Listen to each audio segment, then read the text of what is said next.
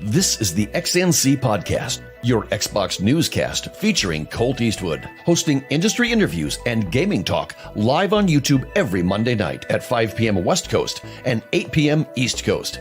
For all of you listening around the world, the XNC Podcast is available on demand on Spotify, Google, and Apple Podcasts. Welcome to the show. Join the chat, hit the like button, and let's get into this week's topics with Colteastwood's Xbox Newscast.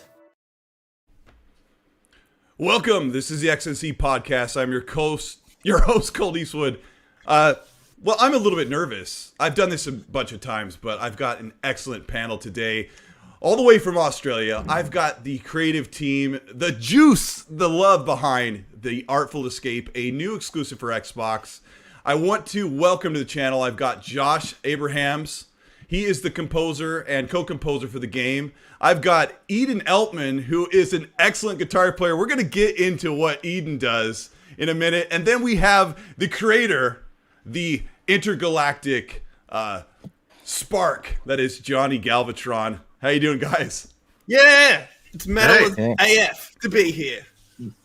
All right. Well, I'll go around the horn here and just kind of introduce everybody and get them to know. We're just like getting to know each other right now as we do the show live. But Josh, how are you doing? Tell people who you are and what you've done. This is bragging time. Doing very good. I've done a lot of things. I've been in music for several decades now. So many decades, Josh. So many decades. I'm the somehow I became the oldest person in the room. I don't know how that happened. Nope. I got it. And so I've worked on films, I've worked on underground dance music, I've worked on above ground pop hits, worked on a lot of TV commercials over the last 10, 15 years, produced bands. I met both of these other guys by producing their bands, actually, in my studio. And then more recently, music for games. Music for games. Okay. So what's your big claim to fame that you've done for the music scene? What are you most proud of? I had a little hit, dance floor hit. Little number hit. one on dance floor. It was massive. It was massive. Little massive hit called Addicted to Bass. What was it called? Addicted to Bass. Wow. Okay, Wow. nice. I also like to say that we like to bring that up with Josh. Most days, I think every day that I've ever hung out with Josh, we have brought up Addicted to Bass. It's a great track. We probably have. Yeah, you have to feel sorry for the singer who was approached for at least a year, if not two, in the streets. People saying, "Are you the Wow Wow girl?" It's look. If anyone's watching that hasn't heard Addicted to Bass, please look it up. It's a banger. Are you in the clip, Josh? I looked up. There was two clips, and I think you were on a TV in one of them. I'm in the old clip. Which cost $500. Yeah. Which was nominated for an Australian, clip award. And then the second clip for the UK cost about $180,000. And you're not in it? Man. I'm not in that one. But the original Mad Max, the original Road Warrior car is in. Yeah, it's amazing. I watched it the other day. It's so dope. Yeah. Oh my gosh. Okay, yeah. Well, you've made it some places, huh? I still don't think you're the oldest in the room, but we'll get to that another time, I suppose. Well, let's go to Eden. Yeah. Eden, guitar shredder extraordinaire. Like, what? Tell us what makes you tick other than the fretboard. Other than the fretboard, I'm here in my studio. It's where I spend most of my time. I do have a love of fine wines and cheese. Definitely. Other than the fretboard, it's hard to say. Maybe a synthesizer. You live for the fretboard. What synthesizer? What's your synthesizer that you're playing on? What do you like most? At the moment, I'm just looking around the room. A Korg Op 6. Basically, it's new, and I'm trying to get my head around it. So yeah, I'm having a lot of fun with that. I got one. You want to come? Don't start these guys. Don't start these guys on synth. You'll be. I think every time I've been to Josh's house in the last 15 years, he goes, Oh, I bought a new synth. And then you go in and it's set up, and it'll be some weird, Soviet built thing that he's bought for, like, met someone in international waters and bought them off it, and then he'll turn it on and it'll be like blah blah blah blah blah, and then he looks at you and smiles and goes, "Listen to that," and then he turns it off, and you never see it again. I think The last classic year, gear collector. Yeah. it was complaining. Do you have to like me. vintage?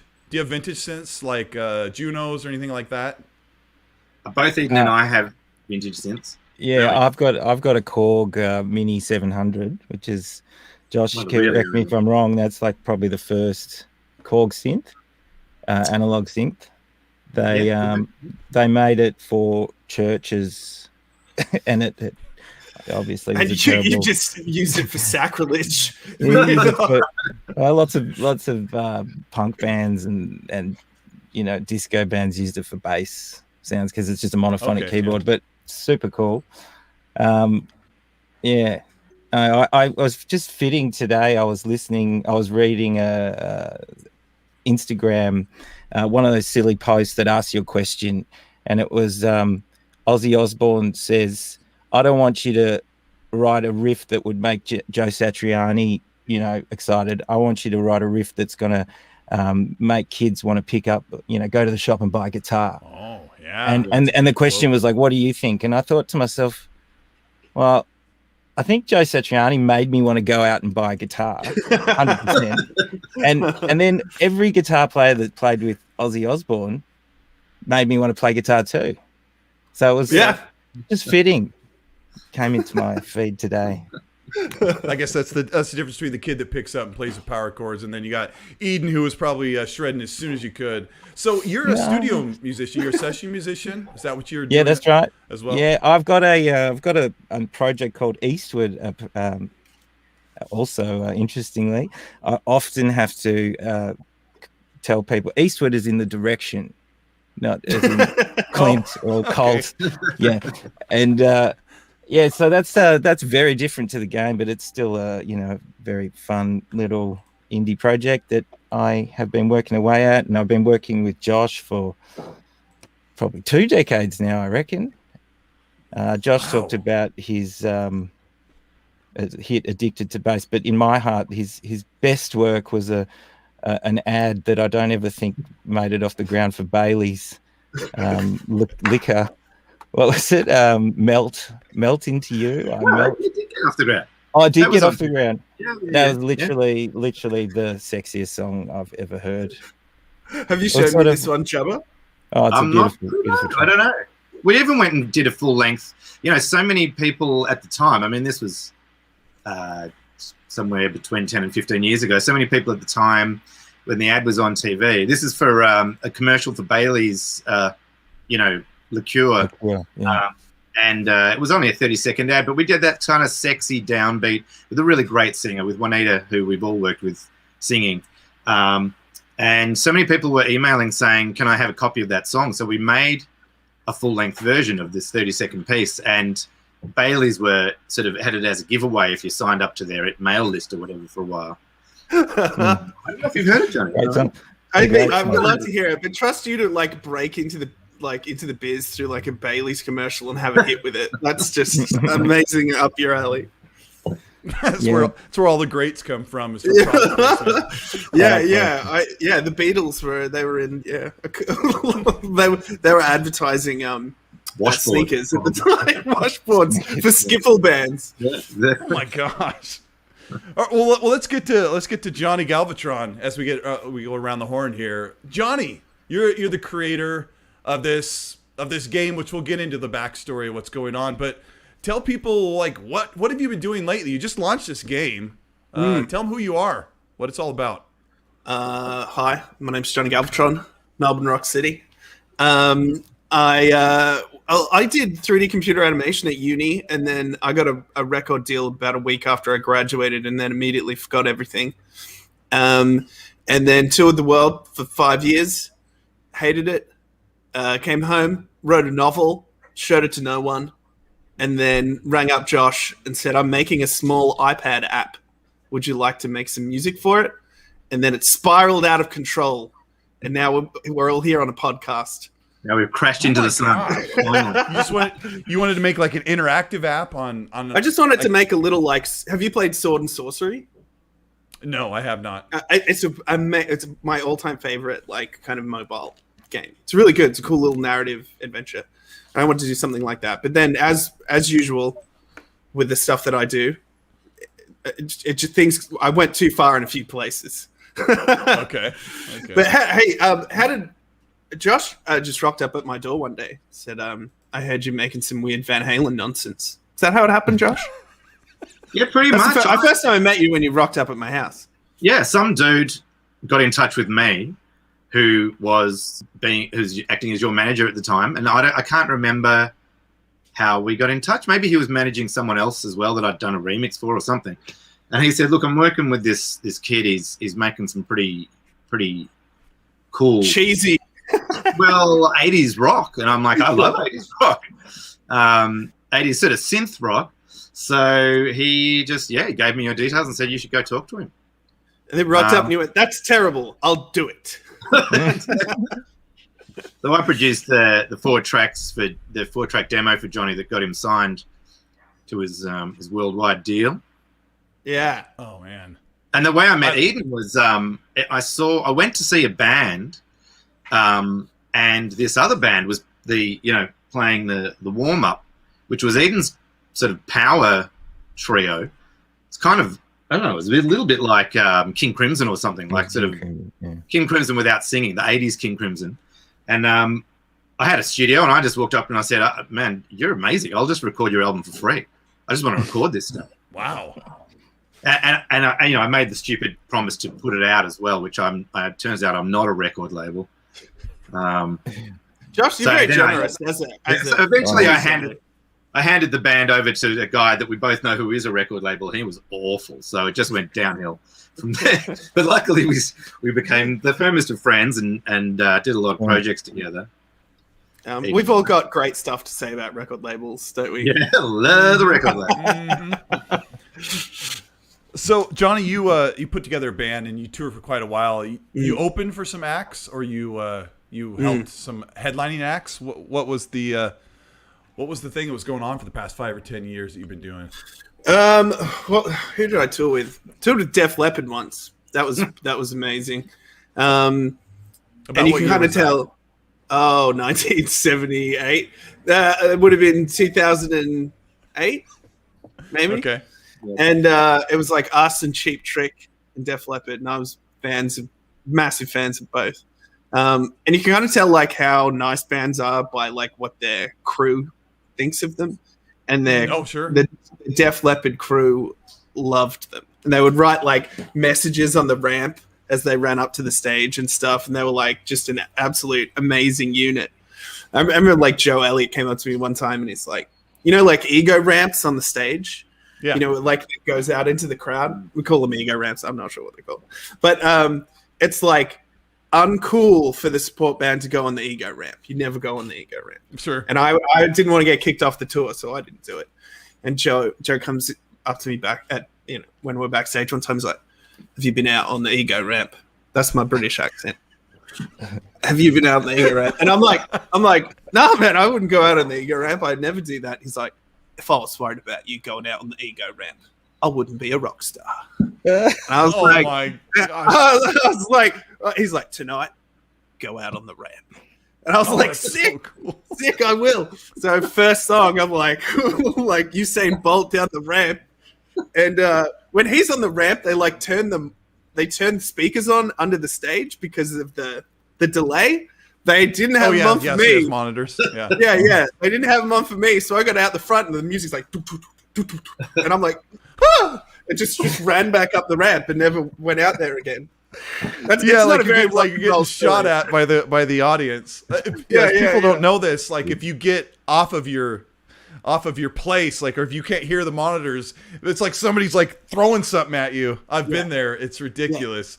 Yeah. But that's cool. Like when you tour with Def Leppard, like you get to hang with the guys, or at least get to talk with them, and like you're kind of part of the part of the party for a little bit. But that's so awesome. Yeah, I loved all that stuff, to be honest. You're meant to be cool and be like, no, whatever, I don't care. But I love it. I love meeting those people.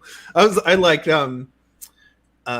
one of the Def Leppard shows, I just sat underneath the curtain behind the drummer, and and I watched the whole Def Leppard set just like this far away, watching him with my little head poking out of the curtain, and just like, because obviously he's got one arm, and it looks like he's running because he plays the other arm with his other foot. It was like always like amazing to be in those weird kind of experiences. Oh, that is so cool.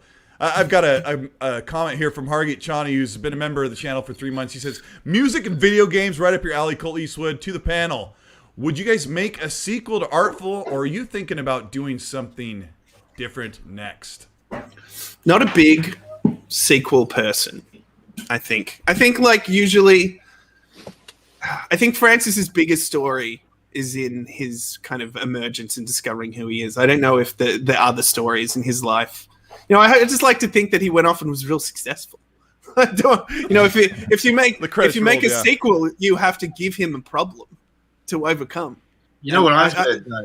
What did you hear? I've had already people asking me, what about an offshoot for some of the other characters? Oh yeah, definitely not. Someone sent me a little brief for a prequel about Violet is dope, about Johnson Vendetti and his folk escapades. Uh-huh. Yeah, it's actually surprised me is how many people write you with ideas for the next one or different offshoots and stuff. It's great. It's so much fun to read. But I don't think so. I don't know. I feel like that's Francis's story, and we'll go off and do something weird.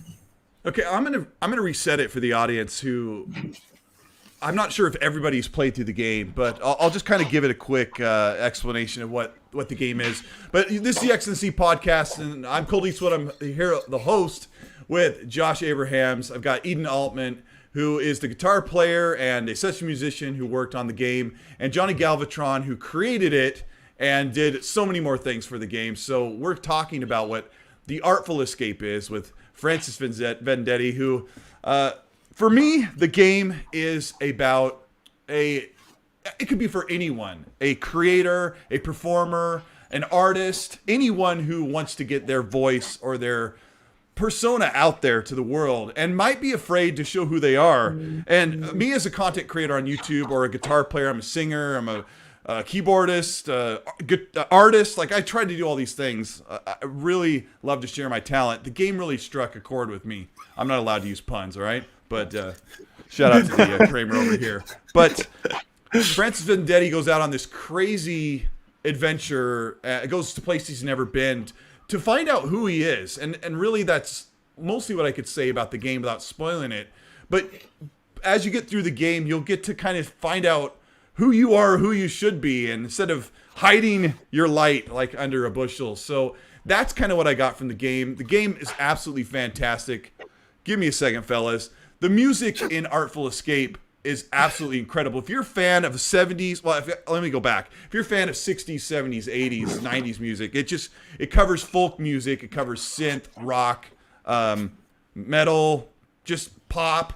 And just kind of gets this amalgamation of great music. So it really, I don't want to get sentimental, but there are many points in this game, guys, where it really hit me in different ways.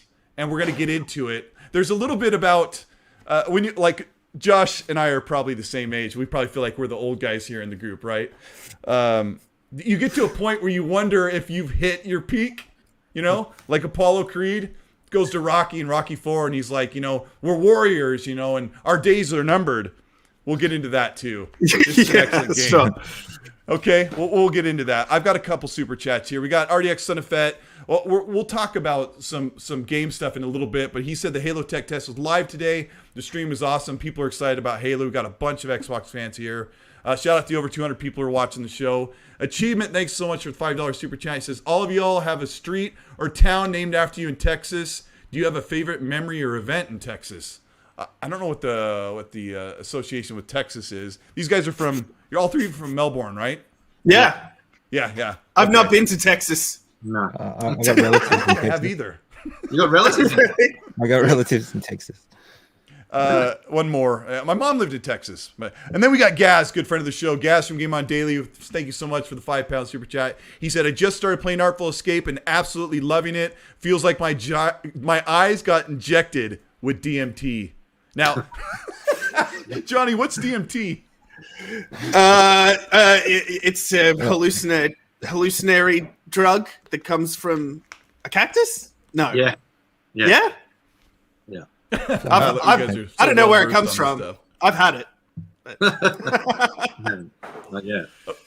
So, to get into what the game was, Johnny, you were touring with bands, and you were taking your band out called the Galvatrons, doing your thing. You said you didn't like touring. Yeah. What was? I hear that sometimes. What is it about the road that is just not cool? I think just like when you hear touring, you think of it's very like, the fizz of champagne and really nice hotels, but really it's 12-seater vans with 13 people in them and the gear, and you stay in motels where you think you're going to get murdered, and you go to regional Australia and people throw bottles at you because they think you're in poison. What? That would. It's a real chicken wire kind of thing, and you play in places, that are just filled with like poker machines, like slot machines. And you play in casinos and stuff like that. Casinos. I dreamed of playing in a casino. We're playing in they're called RSLs. They're return servicemen's leagues. They're like, how do you describe an RSL?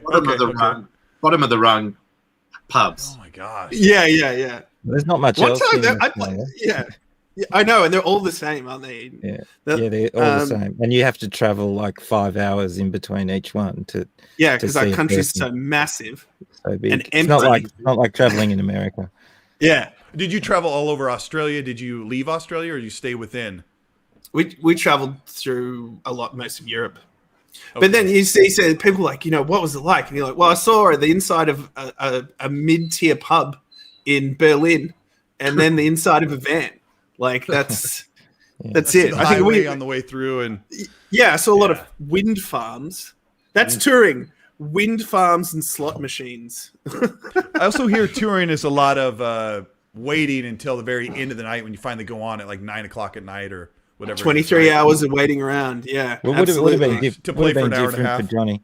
Johnny you would have had more press to do and probably more to do than the band.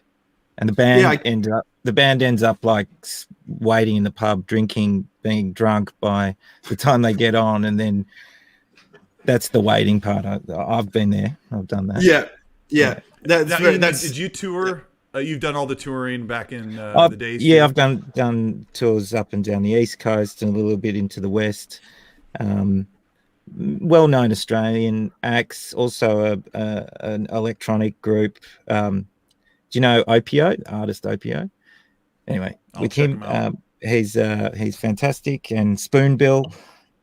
So we've done festivals and big shows in outdoor bush the classic bush festival.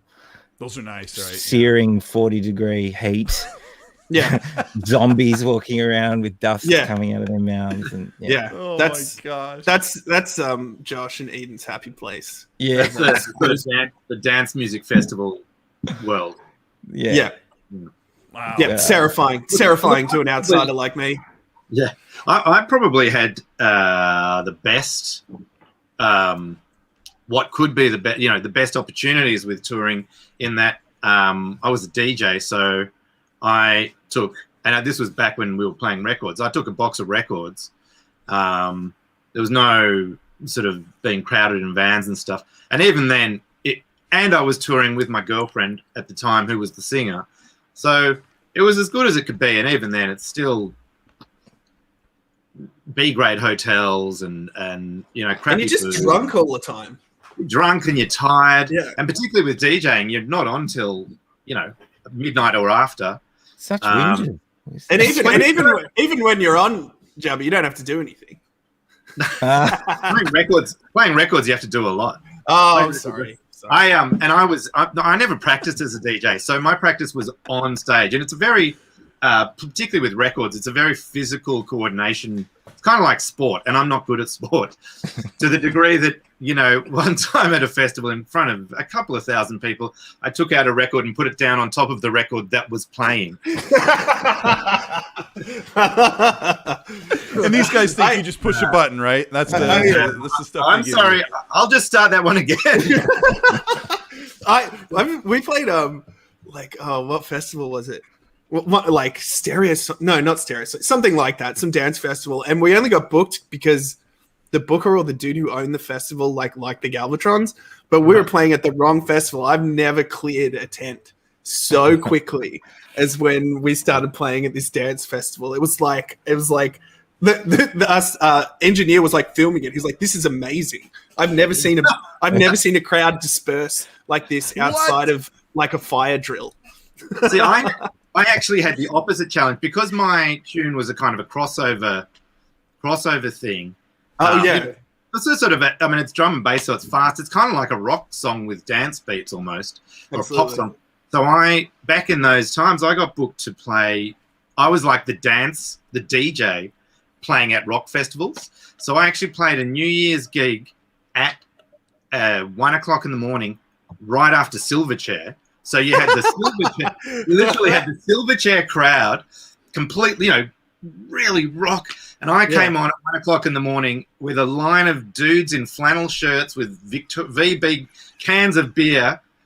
And I had this challenge a lot. And I'd sort of learned what music to play. And for me, it was a point of pride that within 10 minutes, I'd have these sort of metal dudes. Yeah! And most importantly, the girls stayed around, right? Yeah, everyone stayed around. But for me, it was more to have those guys coming up and going, "Man, I freaking hate that music, but your stuff was all right." Yeah. That's the best you can hope for, Jabba. Oh, it's great. What's the biggest crowd you played for, Jabba? Look, I can't remember the names of the festivals. Probably in the order of 5,000 people. At one of those sort of big stadium things with a big stage. But that crowd was really big. That was the Falls, New Year's Eve. Oh, 1:00 in the morning, New Year's Eve at the Falls Festival after Silverchair, for Christ's sake. I was there. You were there? Yeah, I would have been like 13 or something. In Lawn. Oh my gosh. Yeah. Right. Yeah, I was probably one of those dudes wearing a flannel shirt. I was like, it's all right. Missing. Yeah. We should catch up in a few years. When I've grown up and makes music. Yeah. Maybe I'm not too old. Maybe I'm not too old. Yeah, I've gone through so many stages of music. Like when you talk about the 80s stuff, like this 80s influence in the game, I was the guy. Oh my gosh, I was the guy in the 90s when grunge was getting popular. I was still listening to Journey and Toto. That's what these records I have back here. Big Boston fan. I loved like 80s pop. I loved 90s was like it was abrasive for me at first. I get that because I'm older. I grew up in the 80s. Like when I was about 10 or about 8, like Michael Jackson was the biggest thing ever. So that's kind of where I came from.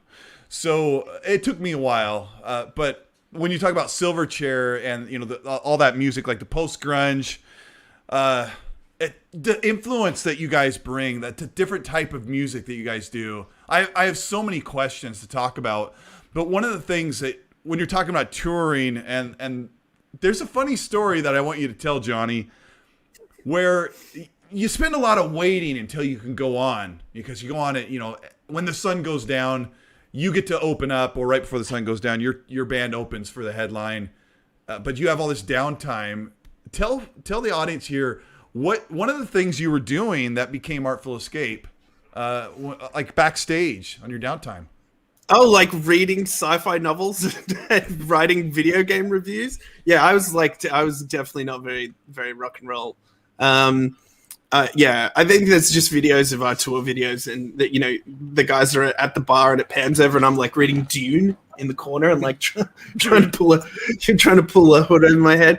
Yeah, and like Yeah, I was writing game reviews when we were touring for some of the newspapers in Melbourne, and one of our singles was about like this kid who was going to grow up to be the Spielberg of video games. It's called Robots Cool, and it's direct ripoff of Dare to Be Stupid by Weird Al Yankovic. But I don't think he's going to.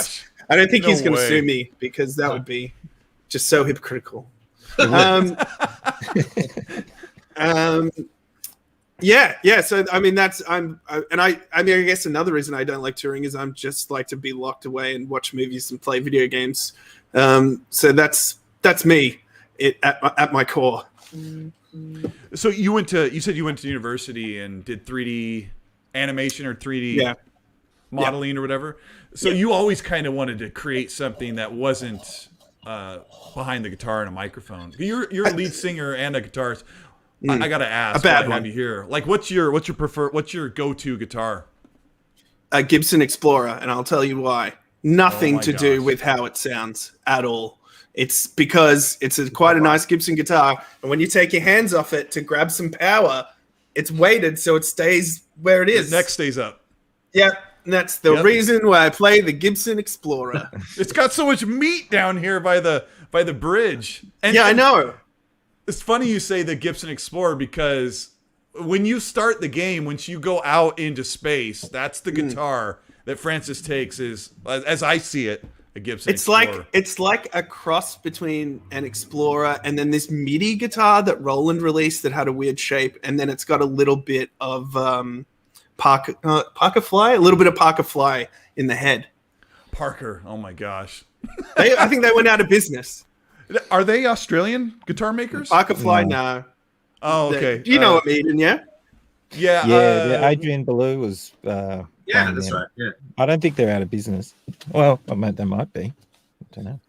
What's your go-to? We'll talk about what you used on the game, but what's your go-to guitar? You've got a humbucker Strat back there.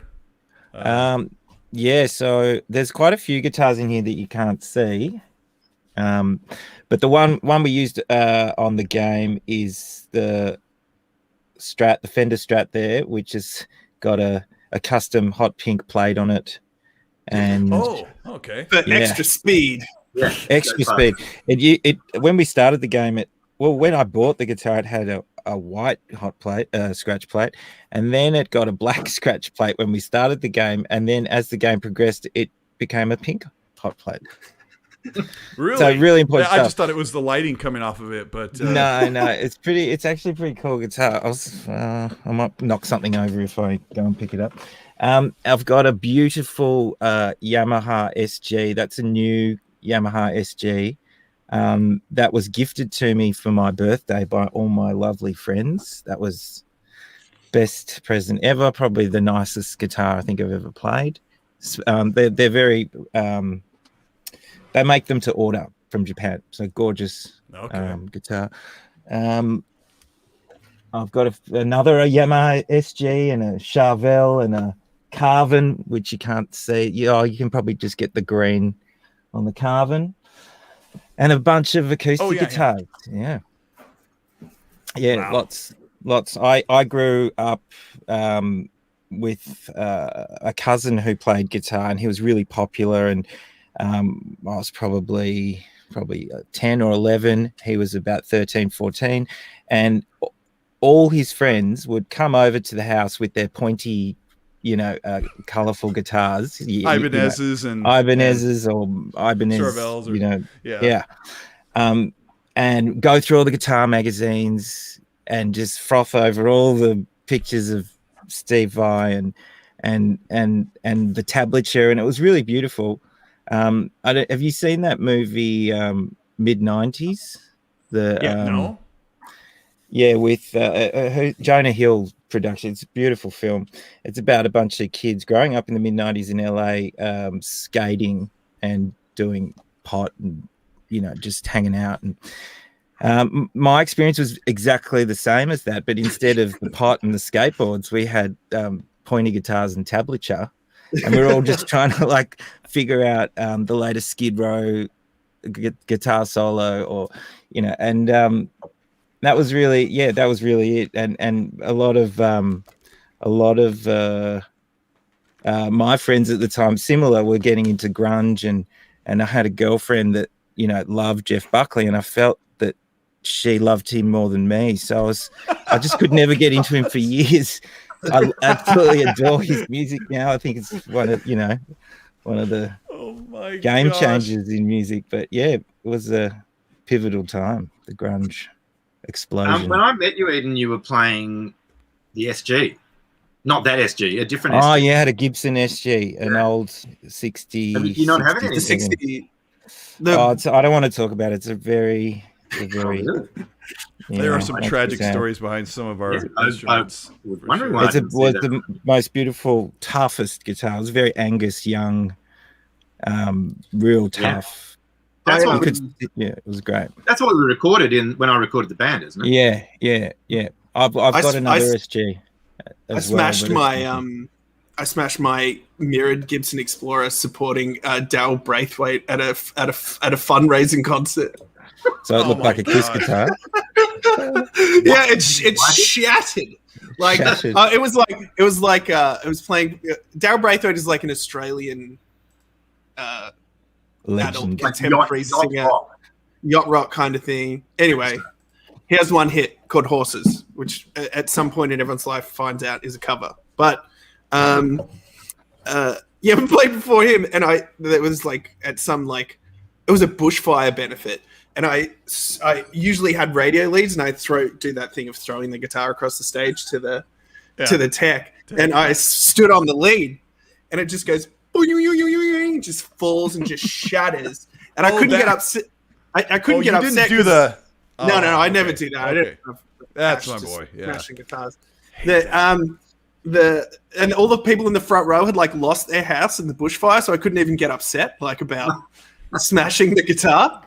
You know, I was like, it's fine. And then I got an email. I get an email a couple of weeks later, and it's from Darryl Braithwaite. I'm like, oh my gosh, I'm hitting the big time, and it was just a photo of me smashing my guitar.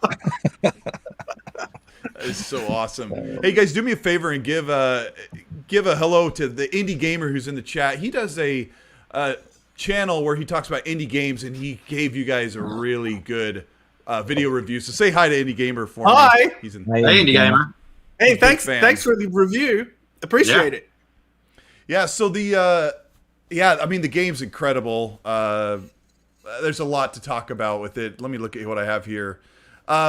So we're kind of out of sorts here, but there's a lot that goes into making a game. Like you talked with Josh about maybe making an app for iOS, and it turns into, you said it went out of control. Yeah. Where did it get to the point where you needed to find a publisher or get a studio? You've got Anaconda is the publisher.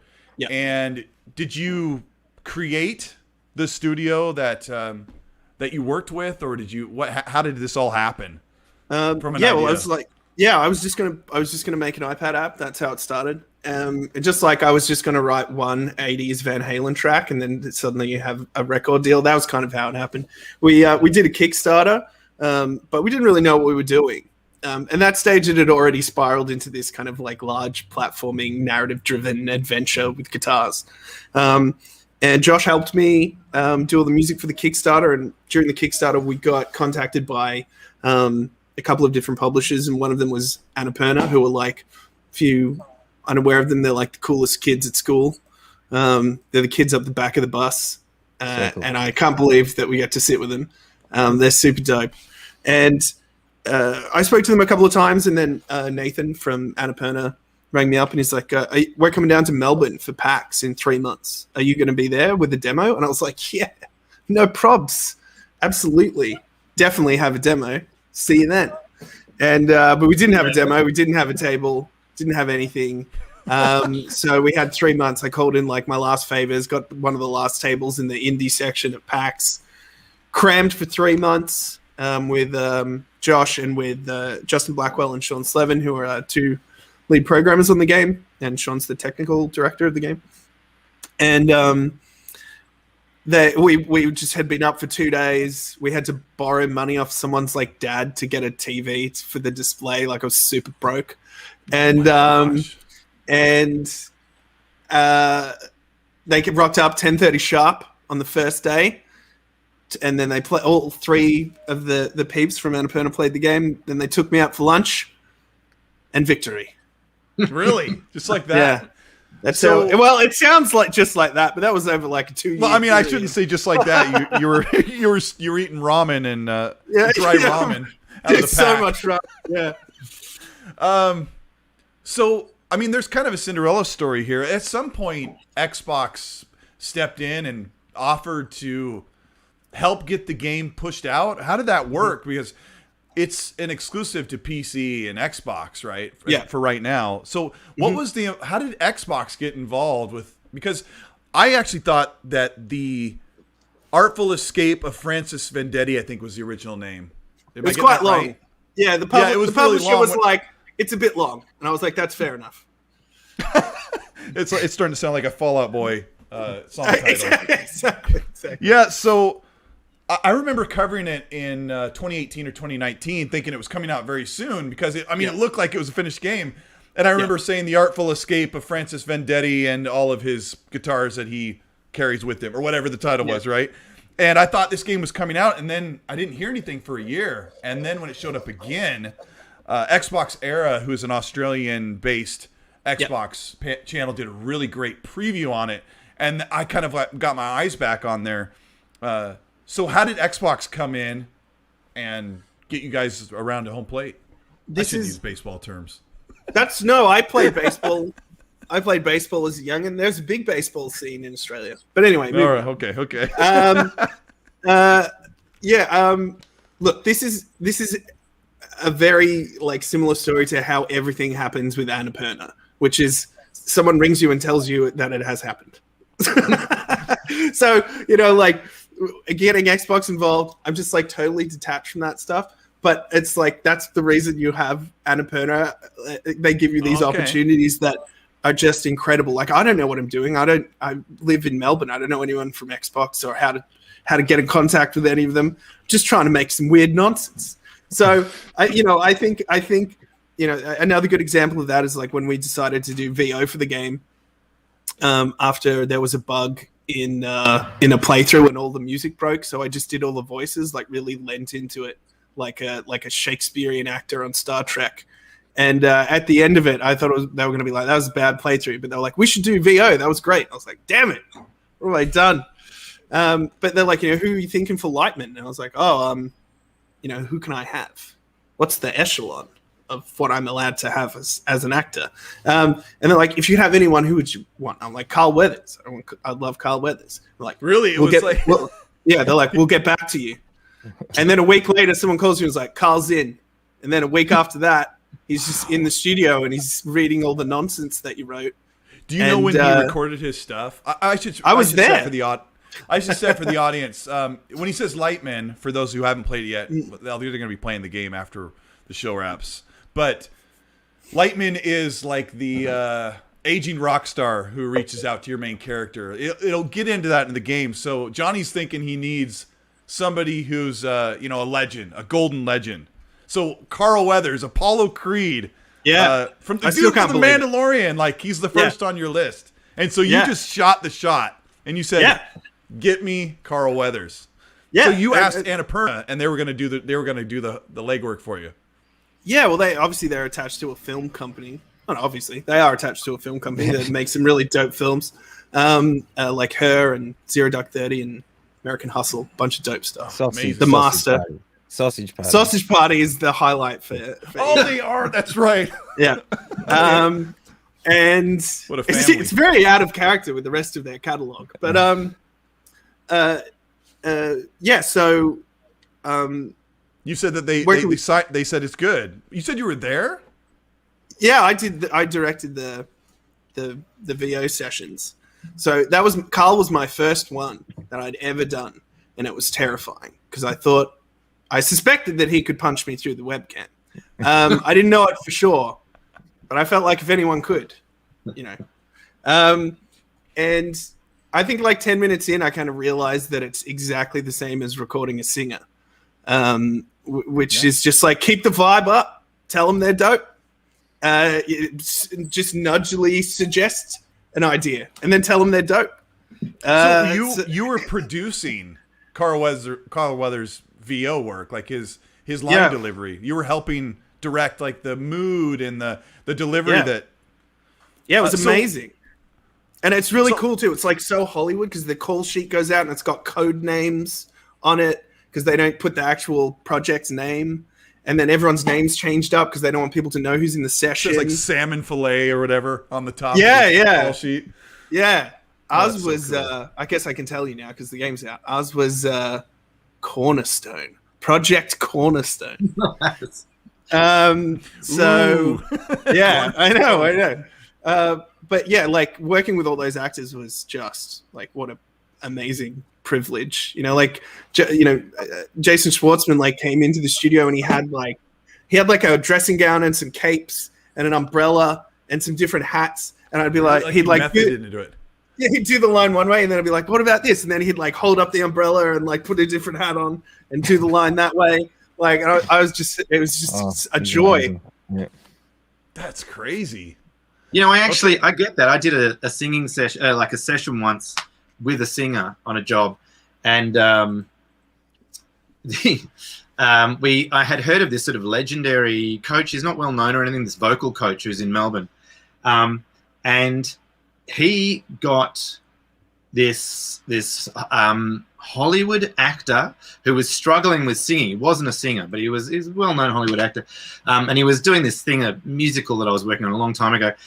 He got me to bring a plastic bag with a whole lot of plastic bags in it, and he got the actor to, as he was doing his lines, take the bags out of the bag and then put them back, stuff them back in the bag and it was amazing. It just made a huge.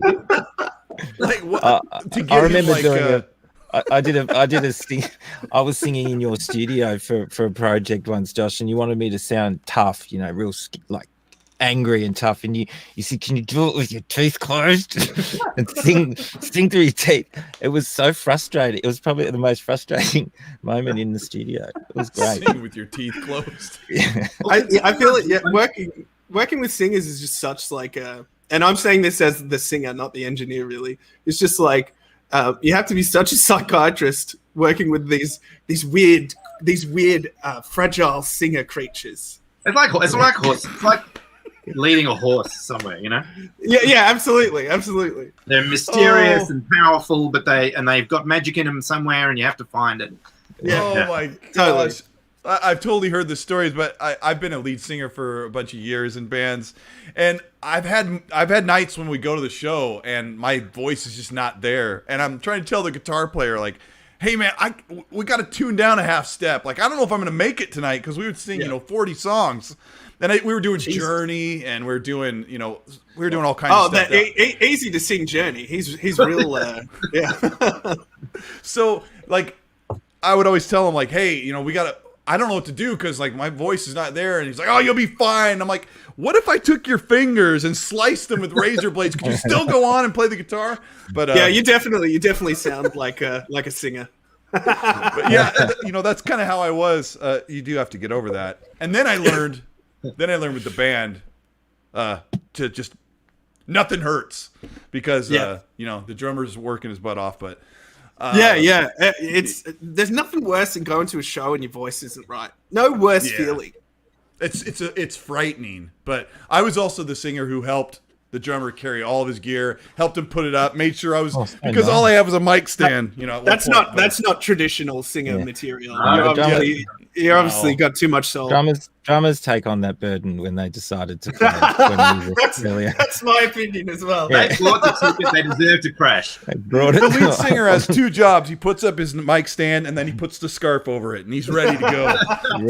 But I'm a big fan of the scarf on the mic stand. I'll just John 907 Ice, his country singer Colt. No, I was always trying to emulate Steve Perry, Brad Delp. Bobby Kimball from Toto. Like I always try to get that high tenor stuff. Now that I'm in my 40s, we'll dial it back a little bit. But yeah, it's tough. We've had our golden days for sure. I want to ask you guys. You just proved that I'm the oldest person in the room, by the way. 40s, it could be somewhere in there. It could be right at the top. Who knows? No, I'm past the big 5. Well, awesome. You look good. It's probably because you've blown out your exposure so much to hide those wrinkles. I never go in the sun. Under the studio lights, you always look great when the music's loud. So I want to ask you guys, Johnny, you created the game, and Eden and Josh, you've all contributed so much to the sound and the feel of the game. But what does the game mean to you? I'll start with you, Josh, because there's a journey he goes through for a reason, and he has to come out on the other side, and hopefully everything's good to go. But what is the journey of Francis Vincetti? What does it mean to you, Josh? Well, it's funny because people have been saying to me, "Are you going to play the game? Are you going to play the game?" I have to explain to them I've played the game about 1,000 times in playthrough. Apart from the whole years of making it, just in the last probably 3 weeks, in the final tweaking and fixing, we all play through the game so many times to tweak and fix and check for updates and all that sort of thing. For me, I guess a key moment for me was when it got to the point where I was actually watching whole, chapters or levels or whatever, and realized, and we'd done most of the guitar-y stuff and the heavy stuff, and I was starting to actually be able to sit back and watch Francis's emotional journey. And I said to Johnny a couple of times, this is actually a really poignant and possibly even sad moment, and can I write some sad score for this? Oh, nice. And I did it. And then when I got to that end stage where I actually got to play through and heard that score against the dialogue for the first time, I'm like, well, this is heavy. This is sad. So for me, that was a key moment in terms of Francis, was to recognize that it wasn't just was when I learned it wasn't just a kind of jamming rock and roll, not only a jamming rock and roll good time. There was some pretty heavy emotional learning points, and to be able to try and sort of recognize them and push them emotionally, which is really what score is about. And then to see that it did that, at least for me, that was key points for me in terms of Francis' journey.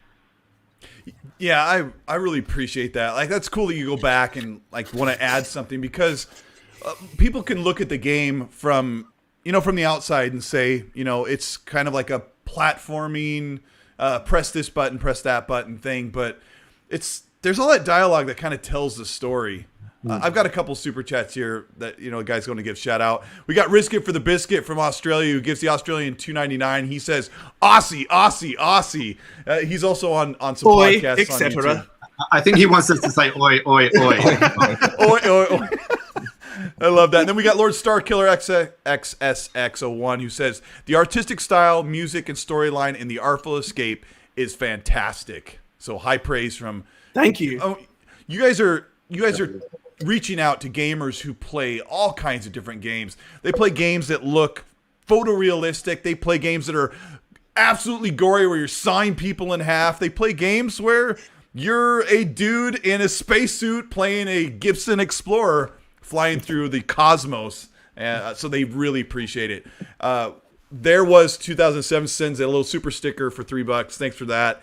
And the man from Xbox Era, Special Nick. He's a fellow Australian, big Xbox channel. Know Nick. He says, Colt, stop stealing my podcast guests. Have you guys been on with Nick and I haven't seen this? I'm going to be on. I'm going on with Nick soon. Yeah. I'm gonna check that out. Nick is awesome. So, hey, Eden, what does this story mean to you as a musician who's played for years and has been there and gone this way? This is a dream job for me. To be called up the night before going to work for Josh and Johnny. Johnny calls me up and says, "Okay, today, Eden, tomorrow we're gonna do David Gilmour."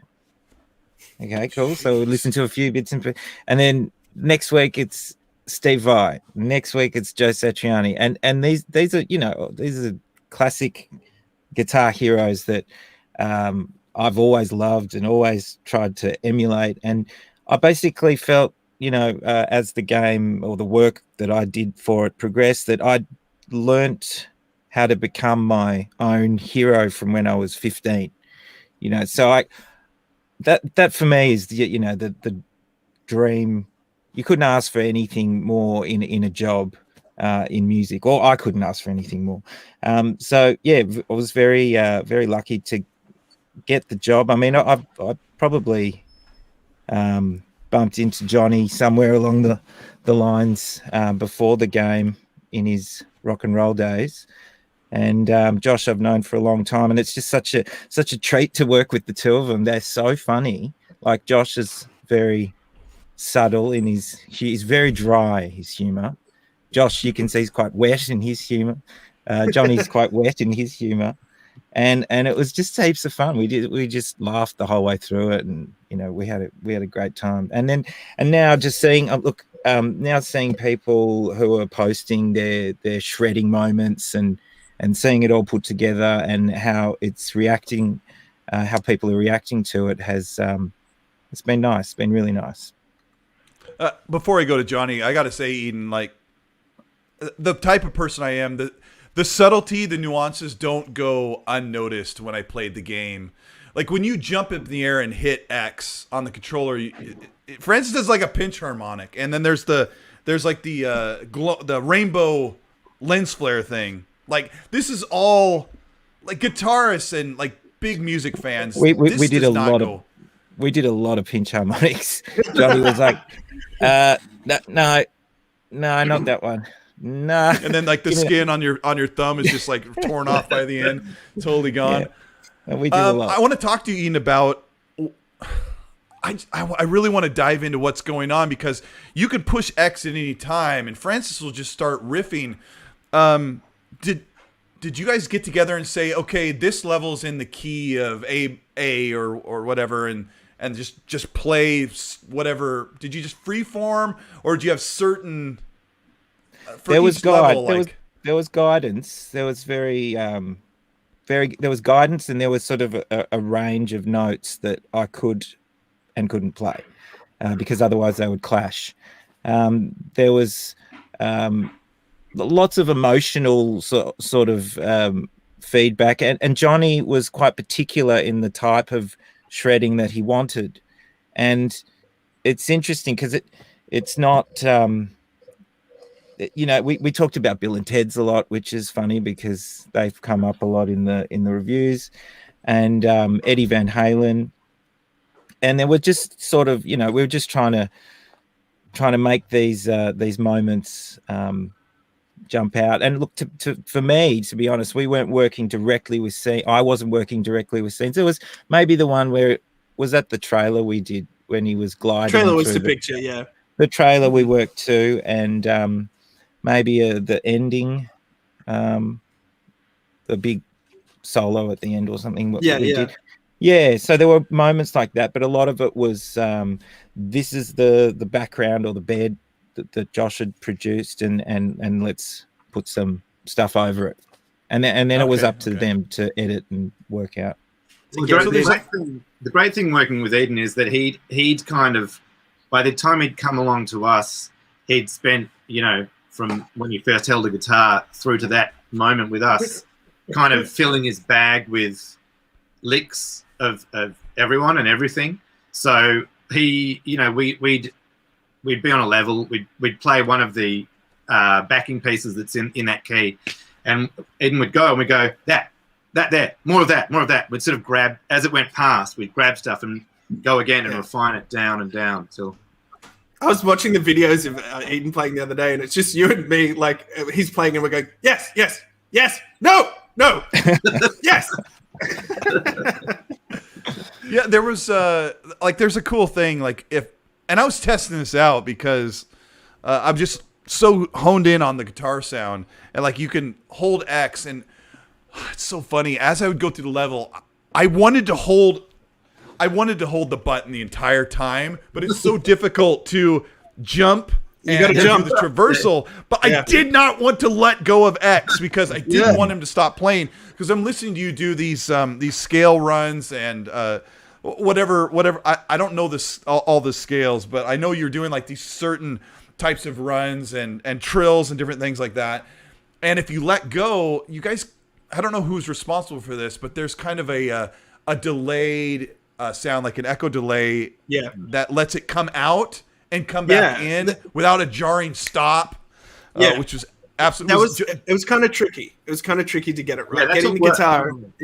Getting the guitar in and out is the trickiest part. I mean, the way that the guitar works, the way it always sounds, like it's blending in is with the background, with the backing track, and the rest of the score is this kind of like Dark Side of the Rainbow kind of thing. If your people don't know Dark Side of the Rainbow, it's you play Dark Side of the Moon on the third roar of the MGM line at the start of the Wizard of Oz, and it's meant to line up, but it doesn't really. It's just kind of your brain like making associations between the visual and the auditory.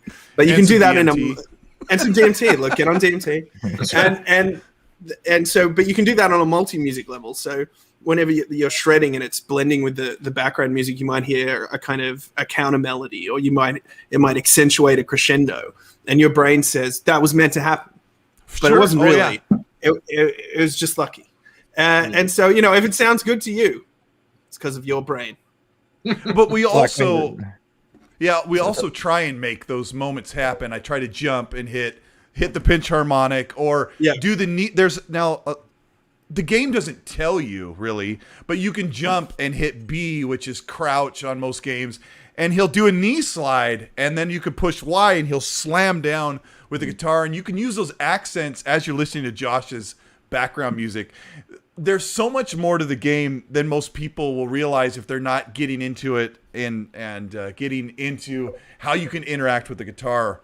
Another thing that the game does is you have these Simon Says. What did you guys call these in the studio as you created this? You have like a Simon Says. I think that's the right thing. Josh and I know because we're and Eden might know the old blue, red, and yellow and green light up buttons, and you had to follow the pattern, right? That's pretty much. It was actually shaped like that. Was that part of the inspiration? So you pointing Josh? Josh? Yeah. I mean, it's what they're battle. We call them jams or battles. Call and response. They are in the code. Call and response. Yeah, they're basically call and response. I mean, Johnny worked out the mechanic of it, and it's to have some level of gameplay. And I actually, strangely, I found it hard at first when I was first playing. I did too. Yeah, just to get my until I learned. And here's a tip for those gamers out there: you don't have to wait for the phrase to finish before you start playing. So that was me. It's a good tip. So what would happen in the game for those who haven't played is it will light up. It'll go note, note, note, note, note, combo, note, and so I'd like try to memorize that thing: right bumper, left bumper, blah blah blah blah blah, and then I'd try to play it and I go, and when you mess up, like those who play Rock Band and Guitar Hero, so great. I think it's good because it's like it's not very punishing. Like if you get a wrong note, you can just keep playing, and that's how I played music. So what you do is when you get to this point, what you want to do as soon as it lights up, just follow along right afterward, and you won't have to remember it because I think what's cool about that is like it doesn't sound that interesting on paper, but when you actually do it and we have these kind of there's a call that you can repeat, but then it just has a visual indicator how to close to how to resolve the chord progression, and just hitting that together note where everything plays and you resolve a progression just feels badass. Feels like punching someone when you're Batman. It's one of those moments, but you get trigger a moment. Yeah, totally. That's what it is. Yeah. There was another surprise in the game. Without spoiling it, there's kind of a somber, smooth jazz-esque call and response with an alien. But you'll get to that when you get in the game. But it sort of had like this tenor sax type thing. I thought that was excellent with the guitar. That's the sexy sax plugin. I Is that what love it's it. called, Josh? Yeah. That saxophone's the best plugin we used in the whole. Can I tell you something? It's free. That was a free plugin. It's a free plugin. The sexy sax.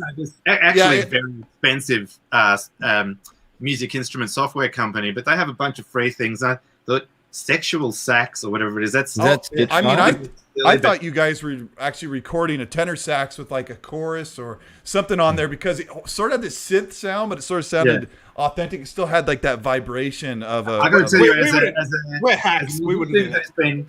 Been trying to get brass lines to sound real since I started playing on software, and then I finally get this free plugin, and I just do a run, and it sounds like a bloody sax player. That was a revelation. Yeah.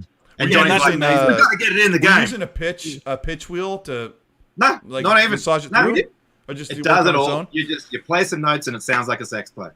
It's fantastic. Yep. That's how we make the music. That's very cool. All right, Johnny, you created the game. So, is this a projection of what you've been through in your life and what you see going forward if you eventually start getting gray hair like the rest of us? I have a gray nose hair. I got it during development. I blame game dev for it. It just kind of started creeping down. I think it's the opposite of my story. It's kind of my Artful escape as well. I never toured America, so it starts in America and then goes off into the middle of space. And that's kind of what I wish my music career had been, kind of a world of magical unlocked doors and adventures. I mean, I did go on some ventures, but I don't remember them. And yeah, I think I just wanted to have like a completely fictitious alien cosmic journey in the music scene, and that's part of what was one of the big influences of just undoing my previous work. Like trauma therapy. Yeah, totally. So Lightman, who's played by Carl Weathers, he's this aging rock star who had his glory days. And that's me. That's you. Okay. Yeah. So I'm not Francis. I'm Lightman for sure. Okay, that's what I want to talk about that next because so I run this YouTube channel and I'm trying to get bigger and better. 5 years ago, I was in a band and we were trying to do great things and get in front of people, and things come and go as you get through life. And I know the story of a musician trying to find out who he or she is, or a has-been, so to speak. Somebody who had their glory days back in the day and they want to relive them. Like that can really, really touch a lot of people, even if they're not in the performing arts. Like if they're even at your job or your career or your family or anything. So I feel like the Artful Escape is very applicable to almost everyone. And that's funny. Risk It for the Biscuit with the $3 Australian super chat says, "When's the Artful Escape tour?" Oh, the tour? Aiden, when is it? It'll just be you. Yeah, no, I'm ready to go. All right, actually, cool. Before I get into the aging thing, in the beginning you start out in this town called Calypso. It's a small town and it's fall, and you're under the shadow of your uncle who used to be like Bob Dylan, right? So this is a quiet, slow part of the game. I loved it because you walk around and you interact with the world. As you walk out, you press the acoustic guitar you have with the flux capacitor on it. And that's like the perfect reference of what the guitar is. Yeah. And you light up the street lights and the Christmas lights kind of come on as you're starting to find your voice. Like, this is amazing stuff. But I just had to say that because it's so incredible. But Lightman is like the has-been. Like his glory days are gone. Tell me, Josh, like, have you gone through this like stage in your career where you feel like, oh, I used to have it good, or things are good now, but back when I was younger, like, did any of that strike a chord with you? In 2005, I was playing piano at the Edinburgh Fringe Festival for a feminist comedy cabaret, and there were gigs where there were less people in the audience than there were on stage, and there were 3 of us on stage. and at that point in time, I thought, wow, in 2000, I was in Hollywood with Baz Luhrmann mixing Moulin Rouge, and now here I am playing to 2 people in a literal cave in the bloody dungeons of Edinburgh. So that was the low point, Jabba. Hey, low point. That was the low point. That was a very specific gig too, Josh. I mean, that was like very, very specific. So I've had that time a lot of times, and I guess what I've learned in my wisdom is how to, well, not that I've learned how to do it, but how to listen when other people are suggesting you pivot, basically. And particularly in these wonderful COVID times, people everywhere have had to learn to pivot. So. It's a funny thing, Johnny. You seem to have forgotten that when you first came and started working with me on the demos of your band, and you mentioned that you were doing computer animation, but you were going to give it. You were not so into it. And I'm like, dude, I love computer animation. That's the thing. Yeah. It just took 15 years for us to get back around to that. Yeah, I know. I think that's a really good angle, though, of needing to pivot. I mean, that's Lightman's biggest flaw, is that he's not trying to do something new. He's not trying to forge a new path. He's trying to live what is already behind him. And that's fine. I don't want to diss anyone who lives in the past. Live wherever you want. But, I feel like creatively it's something that you have to do every now and then. Bowie's a good example. You got to shift gears. You got to change direction. And I guess that's me. I had to change direction, so I think it's a good thing. You know what I mean? I was like, well, I can't be in a rock band anymore. The rock revival's dead. I better find some other use for my talents. And it was a good pivot, Josh. We did a good pivot. We did. Oh, look, I've had that moment heaps. Before the Hollywood thing, I had a hit song in Australia. I thought, all right, I'm going to be in that sort of pop world in Australia. And that lasted for less than a year. Then the whole Moulin Rouge Hollywood thing. I'm going to work for Hollywood now. Never got another call after mine. Okay, I've got to find something else. Then I started doing a lot of television commercials. That worked until it didn't. So, it's Do you have an aria? Did you win an aria? I got 2. You got 3 2 arias? Jeez, 3. That's our Grammys. Yeah. Grammys. But it's really evolved time. It's like, it looks like the Nobel Peace Prize that Lisa kicks Bart onto when she's the president. That's what our Grammys look like. Yeah. They're weapons. They're weapons. So Eden, you're a gun for hire on guitar, which is a great job. Like I love that. When I checked out your website, I'm like, oh, this is cool. This guy is like the 6th string for hire. Do you look back and say, these years are the glory days, or are you always kind of like, what's the next thing I want to keep moving? Yeah, with guitar playing, I'm a student. I'm always going to be a student. I feel like I've been a terrible teacher in the past. Like I did have a few teaching jobs, and I feel like I need to start giving back all this stuff that I've learned. But I don't want to stop learning. I just want to keep, And I'm listening to, who did I hear the other day? Polyphia, this insane guitar-based band, electronic, lots of edits, similar in that sort of Tosin Abasi maths sort of fusion gent rock, intense music. And these guys are making music right now. They're probably 10, 15 years younger than me, and they're incredible, and they're changing the sound. I mean, some of them are playing 8-string guitars, and it's sort of it's a different instrument. Yeah, it's a guitar, but I can't pick up an 8-string guitar and off I go. It's a thing. There's 7-string guitars, whatnot. 7 and yeah. So I'm not looking back on a time where I feel, if anything, touring. I feel the same about touring. It was a drag, but a lot of fun. I got to play with a girl who was in a band called Leonardo's Bride, and she, beautiful singer. We did a lot of touring, and it was fun. But I don't look back on it and think, I want to go back there. I just want to keep making music.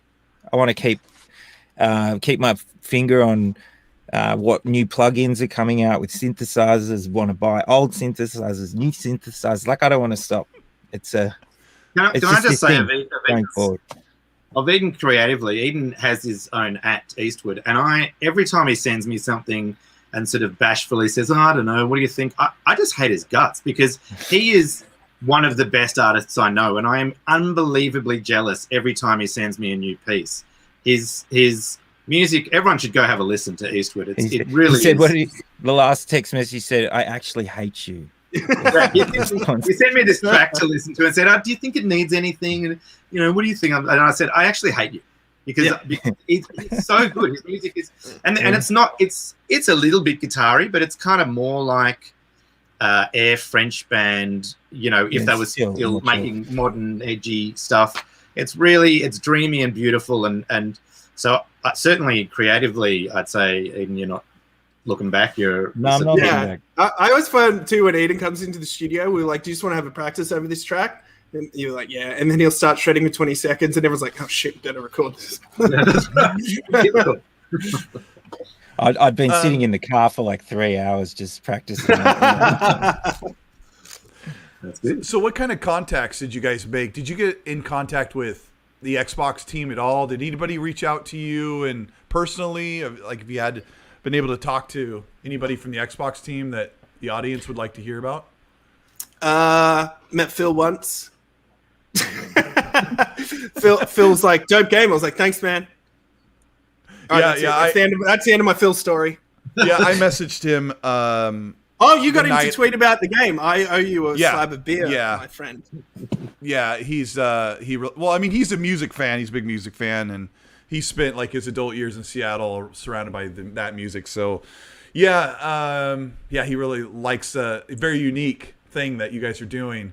So, what contacts have you made with the gaming community or the industry? Do you think there's going to be other jobs? People are going to be reaching out from you as this game came out and got really great reviews. It's like an 8 out of 10 on most sites, and 9s out of 10s. Like, Josh, are you expecting to get some calls to compose other games? From me? Oh, yeah.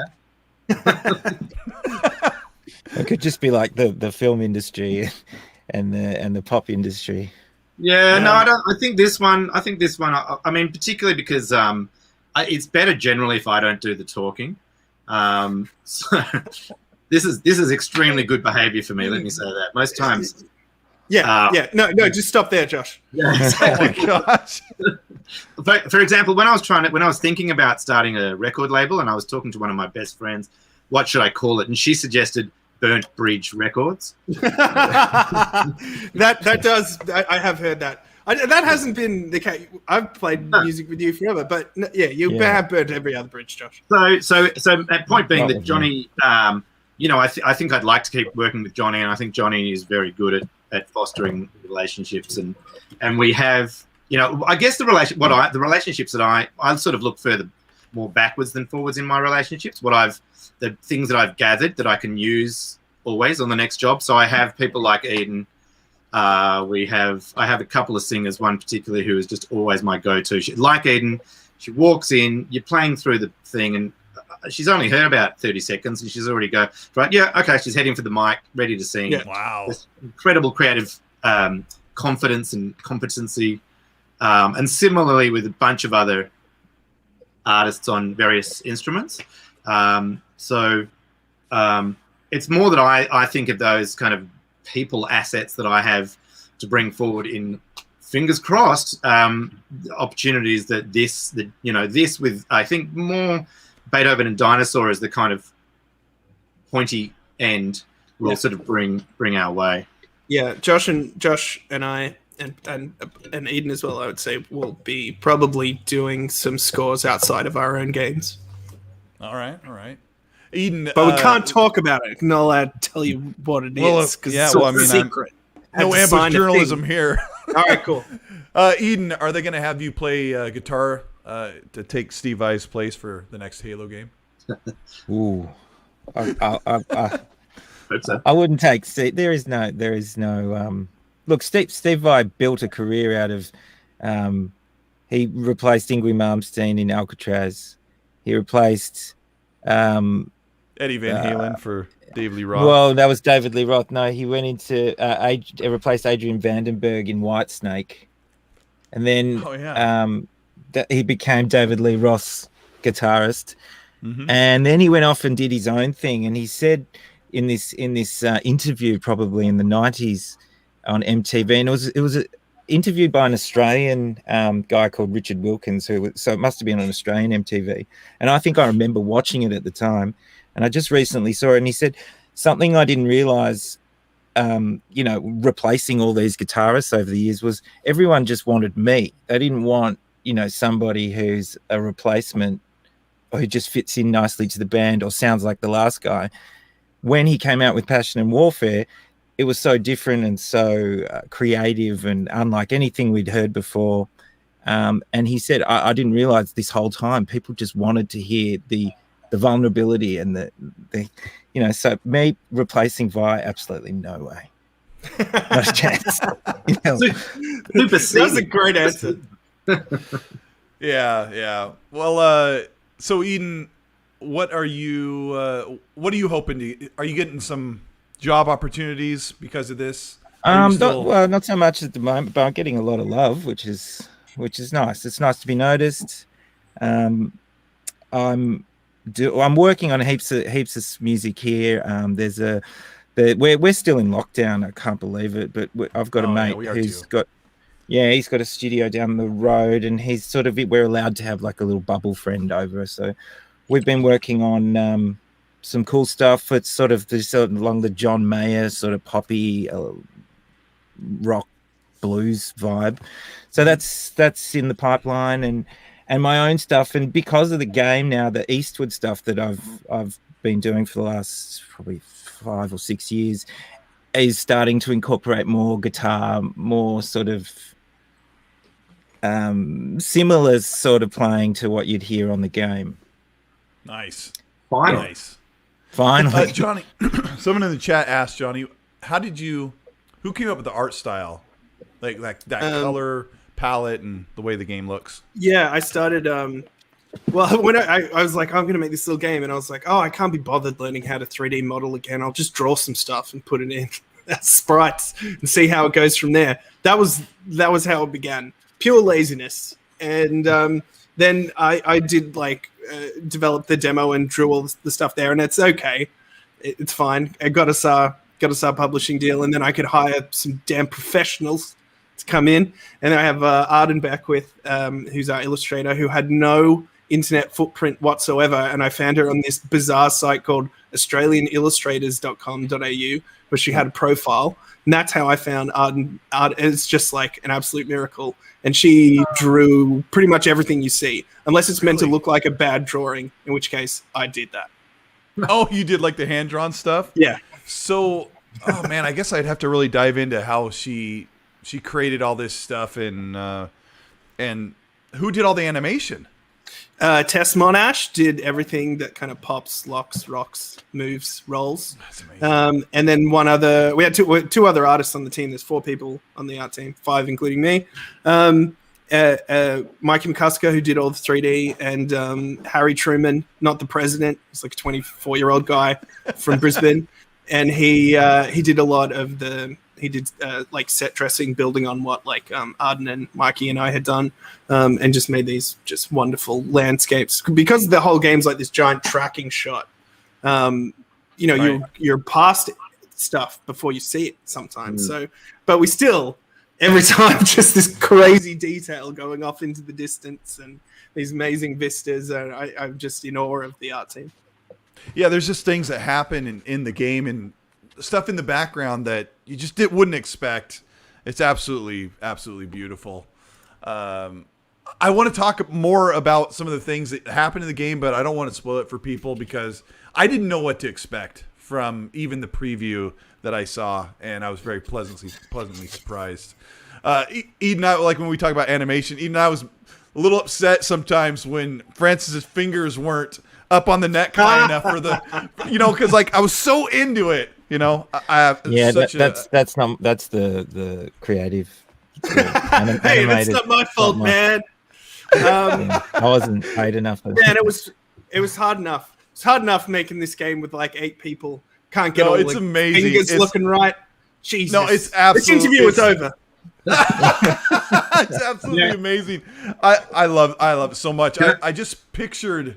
I didn't know who played the guitar when I'm playing the game. And I picture somebody in the studio just ripping across the fretboard in this key, over and over, and like somebody like Johnny going, "Keep going, no longer." No, I need you to do that riff That's exactly what happened for a minute. Yeah, that's it.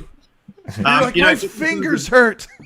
In terms of the art, I when I was doing the playthroughs, fairly regularly, either my 8-year-old or my 6-year-old daughter would steal the remote from me and take over. And there's a particular reveal moment where this creature is revealed, and Eloise, my almost 6-year-old, went, "Oh, it's a butterfly chicken." Yes. with enraptured love for, it's beautiful. Yeah. That's got to be canonized. Butterfly chicken. Butterfly chicken. Yeah, and there's even a moment when Francis says, "I don't know what this creature is, but I would name it this." So great dialogue. Somebody asked in chat why you have to keep pushing A to advance the dialogue, but it kept me engaged to listen to everything. It's a good question. I think it's like we started not without VO, and then we added VO, but we still kind of kept that old control system of moving through the dialogue, just because it felt nice to us. Maybe it's not for everyone, but that's its origin. Okay. Yeah, I can see that now, because a lot of older games or retro style games, which this sort of has a little bit of retro absolutely twang to it. So you have to give the audience time to read it, but having it on screen, and I gotta say, your voice actors and actresses nailed Violetta, the other main character, is just that laid back 90s chick who I can't use the word chick, sorry. I used to be able to use that. No, she's that laid back 90s girl, that is doesn't I don't care, right? I love that. Very Daria. I've seen that. Yeah, very Daria. Oh, I love the reference. Yes, very, very awesome. And Francis is so chill, and then Lightman, of course, he's like the. I still can't believe he's in the game. Yeah, he just played that part so well. I mean, he's incredible in the way that Carl's incredible in the way that he can have such presence, such charisma, but he can still he's got comedic timing. He's also hilarious. He's just a one in a bajillion. He does not phone it in. Sometimes when you get behind the mic, you really have to. You have to oversell it behind a mic when your face and your mouth isn't moving there on screen. And I was listening because I played. I have these on. I really nice headset with good thick sound. I got to tell another story about that. But I was listening to the voiceover, and Carl Weathers would get back, baby, you gotta play. He was, and I'm like, Carl's is really doing this. This. And then I got toward the last maybe 30 minutes of the game, and I wore that headset nearly the entire time. I've got a couch back here. I'm chilling playing the Artful Escape. I've got the headset on. It's got good bass. I'm an audio junkie, so I like good sound. And in front of me over here, where my TV is, I've got a Sony surround sound with a sub and everything. I got into the last 30 minutes of the game, guys, and I took the headset off, and I grabbed my remote, and I turned on that stereo, and I turned it up to 11. And you get to this point.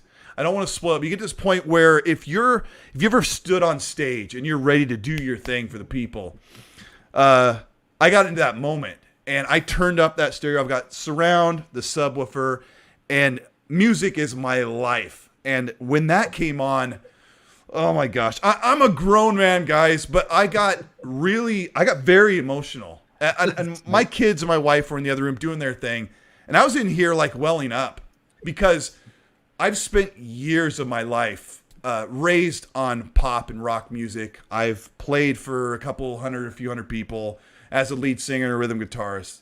This is a big deal to me. The Artful Escape, the journey, was such a great moment, and what you guys helped create and what you created is absolutely phenomenal, and I hope everybody takes 3 or 4 hours out of their week and plays through the Artful Escape. Absolutely fantastic. The sound, it has the guitar, it has the synths, it has all of the environmental goodness that if you're a fan of creation and music, the Artful Escape absolutely nails it. And I just gave my review. I want to give this game a 10 out of 10. It doesn't have like all of the crazy super action, sawing people in half, but it does something so special. Josh, Johnny, Eden, you guys did such a great job with this game. I'm so proud that I got to play it. You guys did a phenomenal job. Thank you, man. Thanks so much. So, as we wrap the show, I want you guys to tell the audience again who you are, where to find you online, where to reach out, and maybe pick you guys up for whatever your next project. Before we do that, Johnny, what do you plan on making? How do I say this? I don't like to bug people for information they don't want to give, but are the wheels turning that Johnny Galvatron wants to make something else and do something new in the gaming sphere? Well, we're already working on it. Atta baby. Awesome. Yeah. So that's all you can say, and that's dang good enough. That's it. Yeah. Awesome. Good for you, man. Josh, it's bragging time. Tell them who you are and where they can find you and what you're doing. I'm Josh Abrahams, and I do this.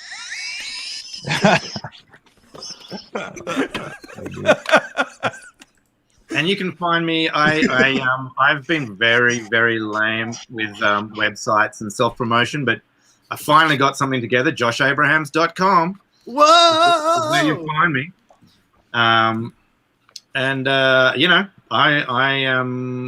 You're around. I'm around. Yeah. I like to work. Good, man. You're so good at making the soundscape. I love it. And I'm going to reach out to you later. I want to find out what else you've been doing so I can check it out. Eden, you're an incredible guitar player. Thank you. I have my guitar heroes, and I knew immediately that like you had the feel, you had the sound that I've loved my entire life. So I just have to say that because you worked hard. Anybody who could play guitar like you do, that is hours of work every day. So you're incredible. Tell people where to find you and where you're going next. Yeah, so I'm Eden Eltman. Also, similar. How do I get it? Josh actually gave that to me. Yeah, for a birthday present, I think. Oh my gosh. And yeah, you can find me on most of my handles are at ESTWRD Eastwood. It's leaves out the A's in Eastwood. Is that right? Leaves out the yeah. So you can find me Facebook, Instagram, Twitter, and I got a website, eastwoodmusic.com.au. There you go. Okay. Yeah. I totally just jumped on that last week to get him on the show. I totally took advantage of your I'm calling for work to do my guitar stuff. I'm like, hey, I got to get you on the show. Thank you so much for doing that. Johnny, yo, tell them where to find you. Plug your music because you've got stuff on YouTube. Are you on Spotify? Don't look at my music.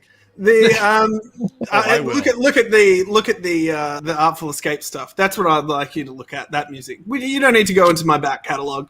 I'm Johnny Galvatron, the creative director at Beethoven Dinosaur. Don't get in contact with me. Just tweet me. I'll be locked away working on another game for a while. Awesome. Let me know if you want to work on it. I'll speak to you. I'll talk to you then. But I also accept fan mail. That's also fine.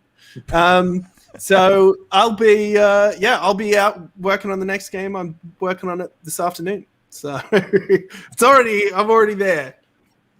Okay. Artful Escape on Twitter. Artful Escape. Is that where you want us to reach out to you on Twitter? Twitter's hey, the best. Playing the game. I'm also at Johnny Galvatron. Okay, awesome. But yes, that's it. That's me. They want you to name the next game. We got Risk It for the Biscuit with the $7.99 Australian. Thanks, Brisket. He said if there's not a butterfly chicken in the next game, he's not playing it. So Roger that. You better put an Easter egg in there. I think I cut a couple other ones here. Main character, not an Easter egg. Main character. Z Black Rider said earlier, none of you are old enough for the George Clinton reference. Who was that? Oh yeah, we know. Oh well, you know, I mean, I'm not as old as him, but I am aware of his music. I asked someone who's visiting our studio the other day. They must have been like 18 or something, and they're like, I was like, "Do you like David Bowie?" And they're like, "Well, I wasn't really around when he was big." And I was like, "How old do you think I am?" I love the comments, like when I watch a 80s music video, someone go, "Oh man, I wish I was alive in the 80s." Like, you can listen to it now. But yeah, I am aware of George Clinton because of Dr. Dre, Snoop, and Ice Cube. Like, they would sample his music all the time, and so that's how I knew who he was. But I knew how he was because just he'd come like out of a spaceship and wears crazy glasses. So I got into that. Perfect. Perfect. Yeah. Well, thank you so much, guys. I'll be talking to these guys backstage for just a few minutes before I let them go. But thank them so much for coming out here on a beautiful morning in Australia where things have been kind of crazy, but they are safe and doing earthquakes and riots. We're fine. Yes, they are making it through. So, wave goodbye, Josh, Eden, John. You guys have been awesome. It's so good to talk to you. Chat, really appreciate it. We had over 200 some people watching, so this will be up on the channel later. We're also on Spotify, Google Podcasts, Pocket Podcasts, so you can listen to this on demand and check out these guys' stories behind the road and inside crazy dungeons playing for a crowd of 2 people sometimes. We've all been there. So awesome. So thank you guys so much. We're going to head off the air and have a good night. Thanks.